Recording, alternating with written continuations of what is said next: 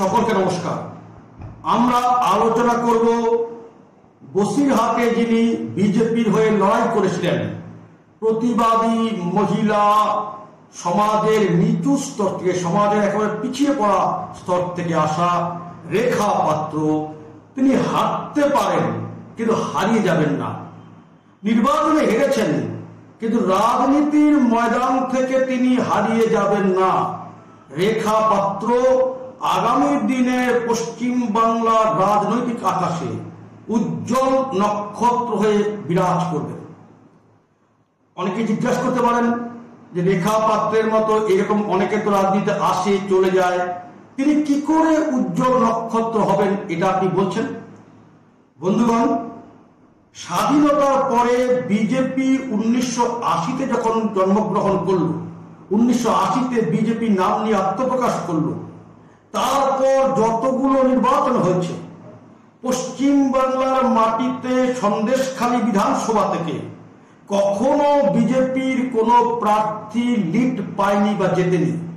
এই প্রথম স্বাধীনতার পর বিজেপির একজন প্রার্থী বসিরহাট লোকসভা থেকে লড়বার সময় সন্দেশখালী বিধানসভা থেকে এগিয়েছিলেন।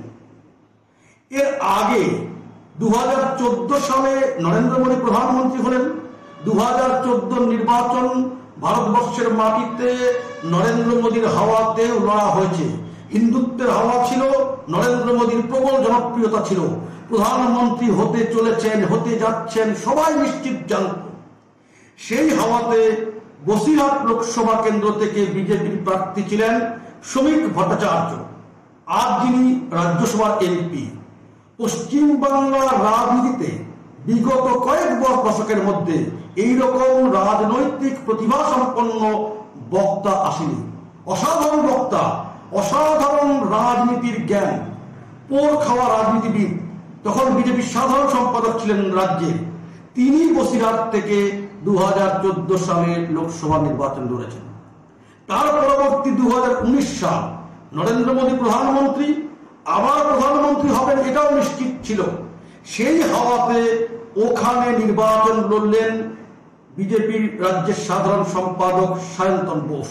তিনিও পোর খাওয়া রাজনীতির লোক, বহু নির্বাচন লড়েছেন, নির্বাচন পরিচালনা করেছেন। কিন্তু তারা যে সাফল্য পাননি, তারা যে পরিমাণ ভোট পাননি, ভোট সংখ্যার বিচারে, এমনকি ভোট শতাংশ পার্সেন্টেজের বিচারেও তাদের চেয়েও অনেকটা এগিয়ে আছেন রেখা পাত্র। বসিরহাট লোকসভাতে আজ পর্যন্ত বিজেপির কোন প্রার্থী রেখা পাত্রের মতো এত সংখ্যক ভোট বা এত শতাংশ ভোট পাননি। তিনি শ্রমিক ভট্টাচার্য, সায়ন্তন বোসের চেয়েও অনেকটা এগিয়ে আছেন ভোট প্রাপ্তির বিচারে। আমি এই সন্দেশখালীর উদাহরণ এবং গোটা বসিরহাটের উদাহরণ এর জন্য দিলাম যে অল্প প্রস্তুতিতে নির্বাচন লড়া হয়েছে। সেই অল্প প্রস্তুতিতে নির্বাচন লড়বার পরেও রেখা পাত্রের মতো নবাগতা নেত্রী বা নবাগতা বিজেপির কার্যকর্তা, যিনি তার আগে রাজনীতির এবিসিডিও জানতেন না, একদম সাধারণ ঘর থেকে এসছেন, সেই প্রতিবাদী মহিলা রেখা পাত্র নিজেকে প্রতিষ্ঠিত করতে পেরেছেন একজন নেত্রী হিসাবে। এবারে নির্বাচন দেবশ্রী চৌধুরী, লকেট চ্যাটার্জির মতো সিটিং এমপিরা লড়েছেন, অগ্নিমিত্রা পল, শিল্পা মিত্রের মতো সিটিং এমএলএরা লড়েছেন।